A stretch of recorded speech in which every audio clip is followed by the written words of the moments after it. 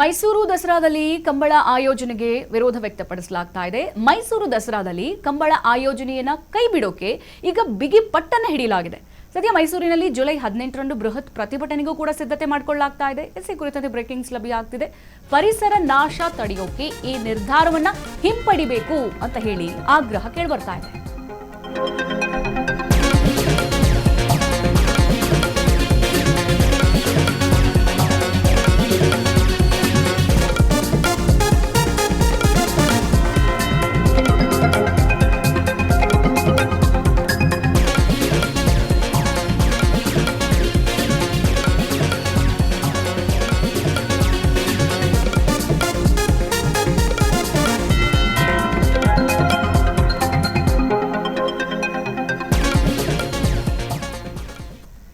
ಮೈಸೂರು ದಸರಾದಲ್ಲಿ ಕಂಬಳ ಆಯೋಜನೆಗೆ ಸದ್ಯ ವಿರೋಧ ವ್ಯಕ್ತವಾಗ್ತಾ ಇದೆ. ಮೈಸೂರು ದಸರಾ ಟೈಮಲ್ಲಿ ಕಂಬಳವನ್ನು ಕೂಡ ಆಯೋಜನೆ ಮಾಡಬೇಕು ಅಂತ ಹೇಳಿ ಮಾತುಗಳು ಕೂಡ ಕೇಳಿ ಬರ್ತಾ ಇತ್ತು. ಆದರೆ ಈಗ ಅದರ ವಿರೋಧ ವ್ಯಕ್ತವಾಗ್ತಾ ಇದೆ. ಮೈಸೂರು ದಸರಾದಲ್ಲಿ ಕಂಬಳ ಆಯೋಜನೆಯನ್ನ ಕೈ ಬಿಟ್ಬಿಡಿ ಅಂತ ಹೇಳಿ ಬಿಗಿ ಪಟ್ಟು ಹಿಡಿಯಲಾಗಿದೆ.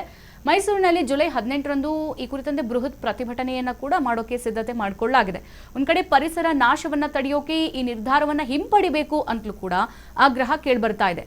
ಇಲ್ಲಿ ಪ್ರತಿಭಟನೆಗೆ ರೈತ ಸಂಘಟನೆಗಳು, ದಲಿತ ಸಂಘಟನೆಗಳು ಹಾಗೆ ಪರಿಸರವಾದಿಗಳು ಬೆಂಬಲವನ್ನು ಕೂಡ ವ್ಯಕ್ತಪಡಿಸಿದ್ದಾರೆ.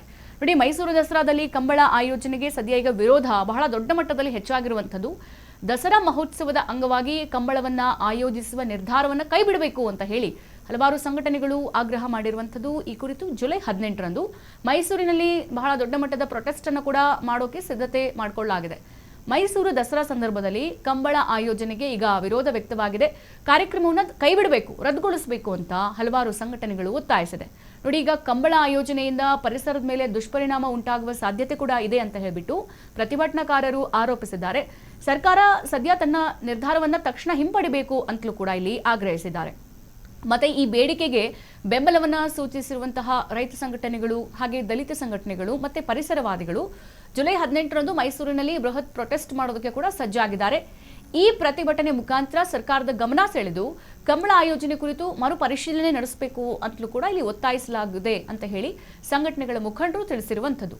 ಸದ್ಯ ಜುಲೈ 18ರ ಪ್ರತಿಭಟನೆಗೆ ಸರ್ಕಾರ ಹೇಗೆ ರಿಯಾಕ್ಟ್ ಮಾಡುತ್ತೆ ಮತ್ತು ದಸರಾ ಕಾರ್ಯಕ್ರಮದಲ್ಲಿ ಯಾವುದೇ ಬದಲಾವಣೆ ಆಗುತ್ತಾ ಎಂಬ ಇದೀಗ ಕುತೂಹಲಕ್ಕೆ ಕಾರಣ ಆಗಿರುವಂಥದ್ದು. ಕಂಬಳ ಅಂತ ಅಂದ್ರೆ ಅಲ್ಲಿ ಕೋಣಗಳನ್ನ ನೋಡ್ಕೋಬೇಕು, ಕೋಣಗಳ ಜೊತೆಗೆ ಅಲ್ಲಿ ಬಹಳಷ್ಟು ಹಲವಾರು ಕೋಣಗಳನ್ನ ನೋಡ್ಕೋಬೇಕು. ಕಂಬಳ ಅಂತ ಅಂದ್ರೆ ಬರೀ 2-4 ಕೋಣಗಳನ್ನ ಇಡೋಕ್ಕಾಗಲ್ಲ. ಸೊ ಅಲ್ಲಿ ಆ ಕೋಣವನ್ನ ಓಡಿಸೋದಕ್ಕೆ ದಾರಿ ಸಜ್ಜು ಮಾಡಬೇಕು. ದಾರಿ ಇಲ್ಲ ಅಂತಂದ್ರೆ ಅದಕ್ಕೆ ಮರಗಳನ್ನ ಕಡಿಬೇಕು, ಸಿಮೆಂಟ್ಗಳನ್ನ ಅಡ್ಡದಾರಿಯಾಗಿ ಹಾಕೋಬೇಕು, ನೀರುಗಳನ್ನ ಬಿಡಬೇಕು. ಸೊ ಮತ್ತೊಂದು ಕಡೆಗೆ ಕೋಣಗಳು ಚೆನ್ನಾಗಿ ನೋಡ್ಕೋಬೇಕು. ಎಲ್ಲ ಆಯಾಮದಲ್ಲೂ ಕೂಡ ಈಗ ಸದ್ಯ ಪರಿಸರವಾದಿಗಳಾಗಿರ್ಬೋದು, ರೈತ ಸಂಘಟನೆಗಳು ಈ ಒಂದು ಕಂಬಳ ನಡೆಸೋದು ಚೆನ್ನಾಗಿರಲ್ಲ, ಬೇಡ ಅಂತ ಹೇಳ್ಬಿಟ್ಟು ವಿರೋಧವನ್ನು ವ್ಯಕ್ತಪಡಿಸ್ತಾ ಇದ್ದಾರೆ. ಈ ಕುರಿತಂತೆ ಜುಲೈ 18ಕ್ಕೆ ದೊಡ್ಡ ಪ್ರೊಟೆಸ್ಟ್ ಅನ್ನು ಕೂಡ ಮಾಡಲಾಗ್ತಾ ಇದೆ. ಸೊ ಕಂಬಳ ದಸರಾ ಟೈಮಲ್ಲಿ ಮಾಡಬೇಕು, ಕರಾವಳಿಯ ಒಂದು ವಿಶಿಷ್ಟ ಕಲೆ ಕಂಬಳ ಆಯೋಜನೆ ಮಾಡಬೇಕು ಅಂತ ಹೇಳಿ ಈ ಹಿಂದೆ ದಸರಾ ಟೈಮಲ್ಲಿ ಇದು ನಿಯೋಜನೆ ಕೂಡ ಆಗಿತ್ತು. ಈಗ ಅದರ ವಿರುದ್ಧ ತಕರಾರು ಶುರುವಾಗಿದೆ. ಕಂಬಳ ಬಿಟ್ಬಿಡಿ, ಇದರಿಂದ ಪರಿಸರಕ್ಕೆ ಹಾನಿ ಉಂಟಾಗುತ್ತೆ ಅಂತ ಕೂಡ ಹೇಳಿಕೆ ಕೊಟ್ಟಿದ್ದಾರೆ. ಸೊ ಈ ಆಯಾಮದಲ್ಲಿ ಸದ್ಯ ಸರ್ಕಾರ ಈ ಒಂದು ನಿರ್ಧಾರವನ್ನ ಹೆಂಗ್ ತೆಗೆದುಕೊಳ್ಳುತ್ತೆ? ಸೊ ಜನರು, ಪರಿಸರವಾದಿಗಳು, ಸಂಘಟನಾಕಾರರು ಹೇಳಿದ ತಕ್ಷಣ ಕೈ ಬಿಡುತ್ತಾ ಅಥವಾ ಇದು ಪರ್ಯಾಯ ಮಾರ್ಗವಾಗಿ ಬೇರೆ ಏನಾದರೂ ಆಲ್ಟರ್ನೇಟಿವ್ ಸೊಲ್ಯೂಷನ್ ಕೊಡುತ್ತಾ ಅನ್ನೋದನ್ನ ನಾವು ಕಾದು ನೋಡಬೇಕಾಗಿದೆ. ಸೊ ಓವರ್ ಆಲ್ ಬಹಳಷ್ಟು ಜನ ಎಕ್ಸ್ಪೆಕ್ಟ್ ಮಾಡಿದ್ರು ಕಂಬಳ ನಡೆಸ್ತಾರೆ. ಇದನ್ನ ನಾವು ಬಹಳ ದಕ್ಷಿಣ ಕನ್ನಡದಲ್ಲಿ, ಕರಾವಳಿ ಕನ್ನಡದಲ್ಲಿ ಮಾತ್ರ ನೋಡೋದಕ್ಕೆ ಸಾಧ್ಯ. ಕಂಬಳ ಅದು ಕೂಡ ದಕ್ಷಿಣ ಕನ್ನಡದಲ್ಲಿ ಎಸ್ಪೆಷಲಿ. ಸೊ ಈಗ ಇದು ಮೈಸೂರಲ್ಲಿ ಬರುತ್ತೆ, ಮೈಸೂರಲ್ಲೂ ನೋಡ್ಬೋದು ಅಂತ ಹೇಳಿ ಬಹಳಷ್ಟು ಜನ ಕ್ಯೂರಿಯಸ್ ಆಗಿದ್ರು. ಈಗ ಅವರ ಕ್ಯೂರಿಯಾಸಿಟಿಗೆ ಬ್ರೇಕ್ ಬಿದ್ದಿದೆ.